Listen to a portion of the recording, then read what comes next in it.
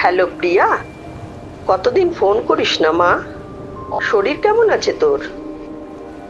তোর ছবিটা তাকিয়ে থাকে, যেন একটা হাসির জন্য অপেক্ষা করে।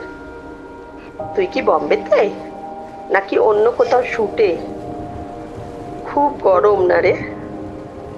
আজ পয়লা বৈশাখ, পারলে একটা ধূপ জ্বালাস। এই নতুন বছরের আলোতে তোর হাসির ছায়া আর মা ডাকটা খুঁজছি।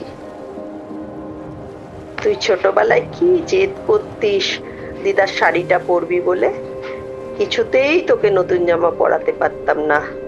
কত মান অভিমান স্মৃতি জুড়ে আছে ওই শাড়িটার সাথে, কোথায় যে রেখেছি মনে পড়ে না।